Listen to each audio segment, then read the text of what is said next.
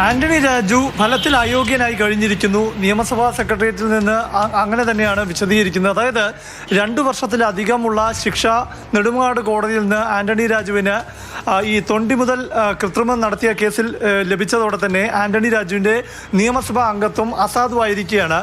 കാരണം 1951 ജനപ്രാതിനിധ്യ നിയമപ്രകാരം 2 വർഷമോ അതിലധികമോ ഒരു ജനപ്രതിനിധിക്ക് ശിക്ഷ ലഭിച്ചാൽ ആ ജനപ്രതിനിധി അയോഗ്യനാകും. ഇത് മാത്രമല്ല, ആന്റണി രാജുവിൻ്റെ കാര്യത്തിൽ സംഭവിക്കുന്നത് 2 വർഷത്തിലധികം തടവ് ശിക്ഷയ്ക്ക് വിധിക്കപ്പെട്ടതിനാൽ തന്നെ അടുത്ത 6 വർഷത്തേക്ക് ആന്റണി രാജുവിന് തെരഞ്ഞെടുപ്പുകളിലൊന്നും തന്നെ മത്സരിക്കാനും സാധിക്കില്ല. അതായത് 2026 നിയമസഭാ തെരഞ്ഞെടുപ്പിലും 2031 നിയമസഭാ തെരഞ്ഞെടുപ്പിലും ആന്റണി രാജുവിന് മത്സരിക്കാൻ സാധിക്കില്ല. അയോഗ്യത നിലവിൽ അതുവരെ നിലനിൽക്കും എന്ന് തന്നെയാണ്. അതായത് അപ്പീൽ പരിഗണിക്കാതെ തന്നെ ഒരു കോടതിയുടെ വിധി വന്നു കഴിഞ്ഞാൽ, ഇങ്ങനെ ഒരു ജനപ്രതിനിധിക്ക് നേരെ എതിരായി ഇങ്ങനെ ഒരു കോടതി വിധി വന്നാൽ, 2 വർഷത്തിന് മുകളിൽ ശിക്ഷ വിധിച്ചുകൊണ്ടുള്ള കോടതി വിധി വന്നാൽ അപ്പീൽ പരിഗണിക്കാതെ തന്നെ അയോഗ്യത ബാധകമാകും എന്ന് തന്നെയാണ് ആർട്ടിക്കിൾ ഈ സെക്ഷൻ 8, അതായത് 1951 പീപ്പിൾസ് റെപ്രസെൻറ്റേറ്റീവ് ആക്ട് ജനപ്രാതിനിധ്യ നിയമത്തിലെ 8ാം വകുപ്പ് പ്രകാരമാണ് ഈ അയോഗ്യത ആന്റണി രാജുവിന് നിലവിൽ വന്നത്.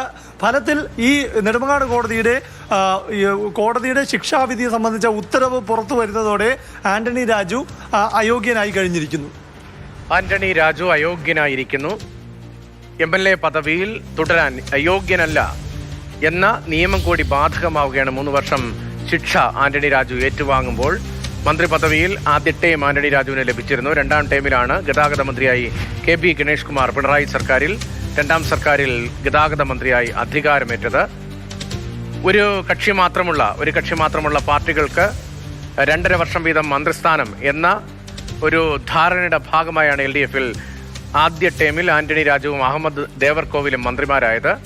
2ാം ടേമിൽ ആന്റണി രാജുവിന് പകരക്കാരനായി KB ഗണേഷ് കുമാർ ഗതാഗത മന്ത്രിയായി അധികാരമേറ്റു. അഹമ്മദ് ദേവർകോവിലിന് പകരക്കാരനായി രാമേന്ദ്രൻ കടന്നപ്പള്ളിയും മന്ത്രിസഭയിലേക്ക് വന്നു. അങ്ങനെ ടേം വ്യവസ്ഥയിൽ മന്ത്രിയായി ആദ്യ ടേമിൽ KB ഗണേഷ് കുമാർ മന്ത്രിയാകുമെന്നാണ് വലിയ തോതിൽ ചർച്ച ചെയ്യപ്പെട്ടതെങ്കിൽ KB ഗണേഷ് കുമാറുമായി ബന്ധപ്പെട്ട ചില കുടുംബ തർക്കങ്ങൾ കേസ് അതിന്റെ ഭാഗമായാണ് KB ഗണേഷ് കുമാറിന് ആദ്യ ടൈം ലഭിക്കാതിരുന്നത് എന്നതായിരുന്നു അന്ന് പുറത്ത് വലിയ തോതിൽ ചർച്ച ചെയ്യപ്പെട്ടത്. പക്ഷേ തൊണ്ടി മുതൽ കേസുമായി ബന്ധപ്പെട്ട് ആന്റണി രാജുവിന് തിരിച്ചടി കോടതിയിൽ ഉണ്ടായേക്കാം എന്നതുകൂടി അന്ന് പരിഗണിക്കപ്പെട്ടു. അത്തരമൊരു രാഷ്ട്രീയ കുബുദ്ധി കൂടി പരിഗണിക്കപ്പെട്ടു അദ്ദേഹത്തിന് ആദ്യ ടൈമിൽ മന്ത്രിയാകാൻ എന്ന വിലയിരുത്തൽ ആ ഘട്ടത്തിൽ തന്നെ ഉണ്ടായിരുന്നു. പിന്നാലെയാണ് കേസുമായി ബന്ധപ്പെട്ട കൂടുതൽ വിവരങ്ങൾ സജീവമായി ചർച്ച ചെയ്യപ്പെട്ടത്. MLA സ്ഥാനം നഷ്ടമായി. പ്രശാന്ത് കൃഷ്ണോട് പ്രശാന്ത്, മറ്റു വിവരങ്ങൾ എന്തൊക്കെ കൂട്ടിച്ചേർക്കാൻ കഴിയും?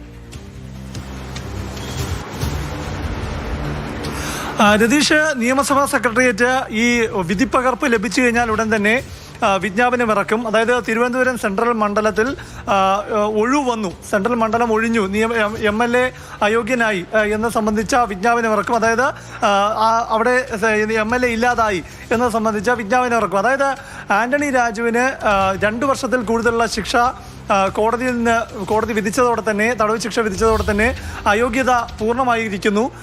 ഇനി അതായത് തിരുവനന്തപുരം സെൻട്രൽ മണ്ഡലത്തിൽ ഇപ്പോൾ MLA ഇല്ലാതായിരിക്കുന്നു. അതായത് ഇപ്പോൾ ആന്റണി രാജു MLA അല്ല.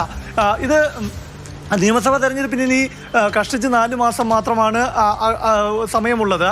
ഇനിയൊരു ഉപതെരഞ്ഞെടുപ്പിനുള്ള സമയമില്ല. കാരണം 6 മാസത്തിൽ കൂടുതൽ നിയമസഭയ്ക്ക് കാലാവധി ഉണ്ടെങ്കിൽ മാത്രമേ ഉപതെരഞ്ഞെടുപ്പ് നടത്തേണ്ടതുള്ളൂ.